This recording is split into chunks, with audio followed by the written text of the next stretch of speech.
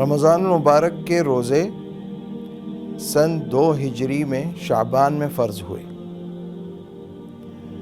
اور رسول اللہ صلی اللہ علیہ وسلم نے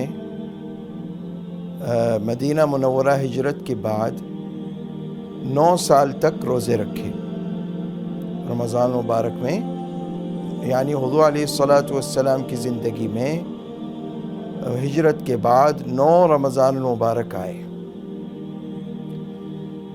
اور اس مہینے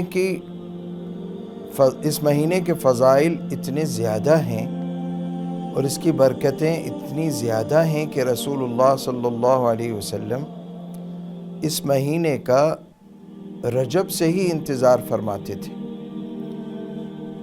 اور جیسا کہ روایات میں ہے کہ آپ رجب کا چاند دیکھ کر یہ دعا پڑھتے تھے، اللہم بارک لنا فی رجب و شعبان وبلغنا رمضان، کہ اے اللہ ہمیں رجب اور شعبان میں برکت عطا فرما اور رمضان المبارک تک پہنچا دے۔ تو اس مہینے کے بہت فضائل ہیں۔ اچھا، روزہ جو ہے اس کی حکمت اور اس کے یعنی روزہ جو ہے اللہ تعالیٰ نے ہم پر کیوں فرض کیا ہے؟ ظاہر ہے کہ ہمارے بھوکا پیاسا رہنے سے اللہ سبحانہ تعالیٰ کو تو کوئی فائدہ نہ پہنچے گا، فائدہ ہمیں پہنچے گا۔ جتنے بھی احکام ہیں اسلام کے، اس پر عمل کرنے کا فائدہ ہمیں پہنچتا ہے۔ اللہ سبحانہ تعالیٰ تو بے نیاز ہے، یہ یاد رکھیں۔ جتنے بھی احکام شریعت ہیں، اللہ نے کسی چیز کا حکم دیا ہو تو اس کے کرنے میں ہمارا فائدہ ہوگا، اللہ کا کوئی فائدہ نہیں، لیکن اللہ قدردان ہے، اللہ تعالیٰ قدردان ہے۔ جب بندہ اس کے حکموں پر عمل کرتا ہے تو حق تعالیٰ شانہ اس سے نہ صرف یہ کہ راضی ہوتا ہے بلکہ بہت بڑے انعامات سے نوازتا ہے، دنیا میں بھی اور آخرت میں بھی۔ تو روزے کی جو فرضیت ہے وہ کیوں ہوئی؟ تو آیت میں اللہ تعالیٰ نے اس کی طرف اشارہ فرما دیا، لعلکم تتقون، تاکہ تمہارے اندر پرہیزگاری آ جائے۔ جب تم 12 گھنٹے یا 16 گھنٹے طلوع فجر سے لے کر غروب آفتاب تک تم نے اپنے آپ پر کنٹرول کیا، تمہیں بھوک لگی تم نے کھانا نہیں کھایا، تمہیں پیاس لگی تم نے پانی نہیں پیا، تو یہ جو ہے نا تمہاری تربیت ہو رہی ہے، اس طرح تمہاری تربیت ہو رہی ہے کہ تمہیں اپنی نفسانی خواہشات پر کنٹرول کرنا آ جائے، اور جو کوئی ایسی خواہش ہو جس کی اللہ اجازت نہ دیتا ہو اور اللہ کے نبی صلی اللہ علیہ وسلم نے جس چیز سے منع فرمایا ہو، خواہش ہونے کے باوجود اس سے رک جاؤ۔ یہ ٹریننگ دی جاتی ہے رمضان المبارک میں کہ خواہشات نفسانیت پر عمل جب کر سکتے ہیں جب اجازت ہو۔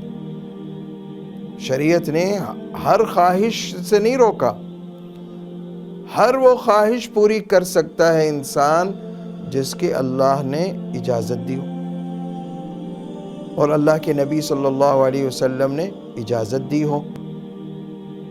ہر خواہش سے تو دین نہیں روکتا، بلکہ حلال ذریعے سے ہر خواہش پوری کرنے کا دین انتظام کرتا ہے۔ آپ دیکھیں اللہ تعالیٰ نے حلال چیزیں کتنی رکھی، کھانے پینے کی حلال چیزیں، ہزاروں چیزیں ہیں جو حلال ہیں کھانے پینے کی، چند چیزوں کو حرام فرما دیا۔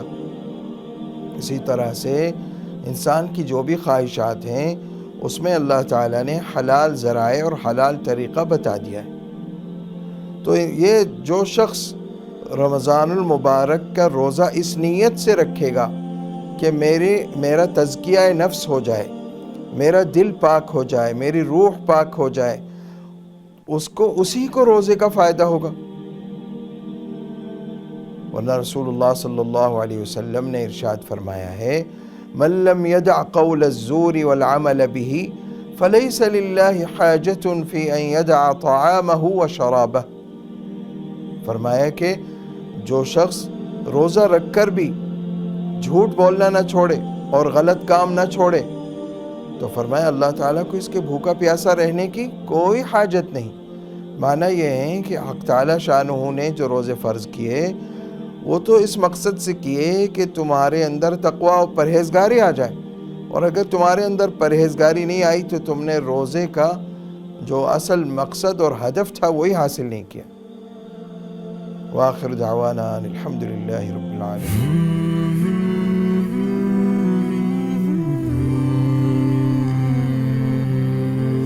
رمضان المبارک کی پر نور ساعتوں میں دیکھیے درسقرآن.com کے یوٹیوب اور فیس بک پر ہلال رمضان، سوشل میڈیا پر سب سے قدیم اور سب سے ریلائبل برانڈ www.درسقرآن.com۔